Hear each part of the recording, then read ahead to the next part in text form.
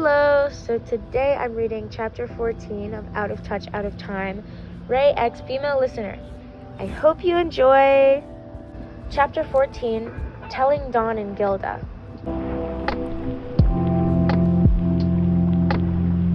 How had your time living here been? Mom asked Sister Krone, who was sitting at her desk. It's such a wonderful house. All the children are delightful and very well behaved, Sister Krone answered nervously. I see. Well, lately you have been following my instructions and being well behaved as well, Isabella said, putting her arms on the table to rest. I was a bit worried because you were unpredictable, but it seems to be fine now. You are backup that I called for to make sure the goods are protected, so there is no need for you to know which ones know the secret. Just be obedient and work, and laugh that you think you've grasped some weakness over me. Krone put up a nervous smile. I would never. Good. You have nothing else to expect being my pawn. If you behave, I will grant you a mom's position if you so deeply desire. I promise. Krone's face turned angry, sweat pouring down her forehead. Isabella put her hands on Krone's face. You are a smart girl. Please don't make any more mistakes. Sister Krone opened the office door to leave, but Isabella put a hand out to stop her and looked Krone dead in the eyes with a horrifying stare. And Sister Krone, do not mention the special products to any of the other children. If you do, I won't hesitate to call headquarters. It is confidential information, and if it's leaked... Yes, of course, Mom, Isabella. The only reason you know is because you were sent here. Don't make me regret asking for someone. Krone left the room, letting out a deep sigh. She walked upstairs to her bedroom and locked the door. She walked over to the bed with anger and ripped off one of her doll's heads that was lying there. That woman is trying to get rid of me. She threw the doll's head on the floor and started stomping on it. Just you watch, Isabella. I will drag you down. She continued breaking the head off completely. Eventually she stopped and started laughing like a crazy person. And then, I will be Mom, she said. The next day, Ray, you, Norman, and Emma were outside hanging bedsheets on a wire to dry. Hey Ray, can you hang this one up for me? I can't reach it, you asked, trying your best to hang the sheet on the high wire. Yeah, sure, Ray said with a laugh. What's so funny? You asked, putting your hands on your hips. Nothing, Ray answered, hanging the sheet that you gave him. Hey, lovebirds, listen up, Norman said. Don't call us that, you say with annoyance. Starting today, I think we should start playing tag in teams, Norman said. In teams? Emma asked. At this rate, most of them would die if they escaped individually, Ray said. Ray! Emma shouted at Ray, annoyed. Everyone's movements aren't bad. They're getting better really fast, you say, patting Emma on the shoulder. Still, we shouldn't break them individually, Ray said. We can make formations and teams. We can play tag in a way that is similar to the actual escape, Norman said. The real escape, Emma said quietly. And I have another idea. Let's tell Dawn and Gilda, Norman said. We should explain the situation and make them leaders for some of the formative teams, you added. And what if they're the ones giving Mom the information? Ray asked Norman. Not a worry. Finding out who the traitor is, and also winning them over. We'd basically be killing two birds with one stone, Norman explained. Just leave it all to me. I've already made arrangements. Ray, Emma, and you nodded. Also, Sister Krone mentioned a special product. Maybe she could be referring to Mom's spy. What? Special product? Ray asked, confused. When we were playing tag, she mentioned it. That's unusual. But maybe when we find out who the traitor is, they can tell us about it, you said with a smile. Ray just stood there, confused. Emma? Norman called. Yeah? I'll tell you 100 types of formation patterns, so memorize them. You mean by ear? Emma asked. What, you can't do it? Ray asked with a smirk. Easy peasy, Emma said with a smile. All the children of Gracefield gathered outside on the grass. I won't give up this time, and I won't get caught. Let's do it. Let's try not to get caught for 10 minutes, the children shouted. Emma had a team, Norman had a team, and Ray and you shared a team. And start! Ray shouted at Emma and Norman, who started running with their teams. Ray and yours team were it, so Emma and Norman got a head start. Follow me, everyone! Emma shouts, looking behind at her team. Let's win to surprise Ray and Yasmin, Norman shouted. Let's do this! Dawn shouted. Ray looked at the watch in his hand as you looked over his shoulder to get a look at the time, too. Mom was watching from afar, with baby Carol in her arms, keeping close eye on the pair. Emma and Norman ran through the forest, deciding to finally split ways. Norman went up the hill, and Emma's group ran straight forwards. Emma's group hid behind some bushes as she put a finger to her lips, which made Phil smile at her. Yours and Ray's group ran through the forest, catching up to Norman's group. They chased Norman's group up a hill, and Norman put a hand up, signaling for his group to split into two. Smart, you said as they came to a stop. Ray just smiled as their plan of teams were coming together. Eventually, everyone made it back up to the tree by the house. Phil ran up to the four eldest. That was so much fun, he said, waving his arms in the air. You are amazing at running away, Phil, Emma said, ruffling his hair. This is so much fun. Let's do it again. This time I want to be a group leader, Don shouted, pointing a thumb at his chest. Let's take a little break for a few minutes, Gilda suggested. Looks like playing tag in teams is working out great, Emma said, holding a cup of water in her hand. What's Phil's score again? Ray asked. He's averaging around 203, you answered. That's high, Norman said. He was also one of the last ones remaining in tag. Plus, he's always looking for you, Norman, and Sherry, Ray added, causing Emma to freak out. Stop it! I don't want to suspect any of them, she said, putting her hands on her head. You need to be more suspicious. This is a life or death situation, Ray said, annoyed at Emma's actions. Ray? Norman called. What?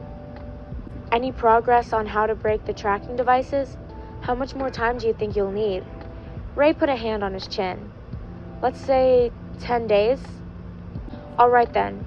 Let's commence the escape in 10 days. November 8th. What? You and Ray asked Norman at the same time. Wait, isn't that too soon? Emma asked. I mean, it's fine and all, but... No, it's not fine, Ray blurted out. It's been 2 weeks since Connie's shipment, and the shipment cycle is every 2 months, you say. So we should have about a month and a half. I thought we should use the time carefully to prepare, Ray finished angrily. Yeah, just as you both thought that way. Mom is controlling the way we think too, so we need to outwit her, Norman said. We will fail from being rushed, Ray argued. Either way, we need to escape before winter comes around. As soon as we break the tracking devices, we need to execute the plan as soon as possible, Norman said. That means we have to do what's necessary in the next remaining 10 days, said Emma. Ray just stared at Norman with anger. Let's tell Dawn and Gilda tonight, Norman suggested, and Emma nodded. Later that night, Ray, you, Norman, and Emma walked up the stairs to the library. Before Emma opened the door, she looked back at her friends. Just follow my lead, she said as she opened the door. Dawn and Gilda were sitting at the table. What did you want to talk about? Dawn asked while Gilda sat with a worried look. What? Dawn asked, almost confused. Human trafficking? Ray and you sat on the bench, not saying a word. Norman stood behind Emma. All our siblings have been sold off to bad people, Emma said, staring at the floor. Dawn took in a deep breath nervously, then he started laughing. A lot. No way! That's so funny, Emma! Dawn said through his laughter. But the wall, the fence, and the gate, and the siblings who left and never wrote letters, Norman said. Oh, come on now. Dawn said to Norman. So what's the punchline? What kind of prank is this? Dawn asked. I mean, you're not saying it's true, are you? It's true, Ray said loud enough for Dawn to hear. You just stared at the floor. Wait, then what about Mom? Dawn asked. She's the one who... Emma trailed off, causing you to feel almost sick. Ray noticed you turning pale as you looked at your hands. He knew how close you were to Mom when you were younger. She's selling us to the bad people, Emma finished. Dawn put his hands into fists. There's no way Mom would do such a thing, he shouted. Take it back, he said, grabbing Emma's shoulders. Dawn, Gilda said, catching everyone's attention. Emma loves Mom in this house very much, and Yasmin hasn't said a word to defend Mom. She also loves Mom very much. There's no way she would lie about something as horrible as that. Dawn let go of Emma's shoulders, realizing what Gilda was talking about. And I did think it was weird. That night Connie left, Emma, Norman, and Yasmin went to the gate and Gilda trailed off. You did? Dawn asked. Yasmin nodded. Even if they did break the rules, they would have owned up to it by now and would have apologized immediately. But that hasn't happened yet. Emma's eyes widened. Emma has become so serious now, and Yasmin barely does her hobbies like cooking with Mom anymore. I couldn't ask about it. Gilda breaks down crying, putting her hands over her eyes. Emma ran over to Gilda to comfort her. I'm so sorry, Gilda, that we made you so worried about us, you said, jumping back to Gilda to comfort her. Did you see it? Those bad people taking Connie away. Yes, Norman said, making Emma, you, and Ray look at Norman in confusion. But Connie's safe, right? Dawn asked, stressed about Connie's safety. I don't know, Norman said. But how? How can this be? Dawn asked, putting his hands on the table beside him. Ray crossed his arms in frustration. I don't know if this proves anything, but the past few days I had Ray and Yasmin look into all our siblings' scores. Scores?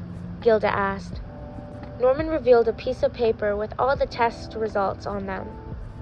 They get rid of the lowest scores first and make their way up, Norman explained as Gilda and Dawn held the paper. You're right, Norman, Dawn said.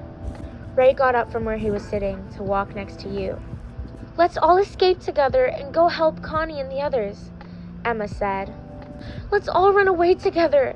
Please help us, she asked Dawn and Gilda, and the pair nodded. After their talk, Dawn and Gilda and the other four stood in the hallway. Good night, guys, Emma said, running down the hallway. Yeah, see you guys tomorrow. You wave at them with a smile before joining Emma. Both the boys waved and walked down the opposite direction to the boys' bedroom. Hey, Norman, Ray said with his hands in his pockets. Is this about the shipment? Norman asked. What do you mean you don't know? You saw Connie's body, Ray said, annoyed. You should have said they were dead, Ray said, annoyed. That was the best way to break the ice to them, Norman said. If they weren't the spies after all, then that lie would be too cruel. They're dead. Don't give them false hope, Ray argued. Norman kept looking straight ahead. When are you going to tell them the truth? Maybe when the time is right. I'll cross that bridge when I get there. We still have to assume that they're Mom's spies. We have to lay a trap, Norman said. A trap? Ray asked. I'm gonna tell them where the rope is hidden. I'll tell Dawn it's under my bed.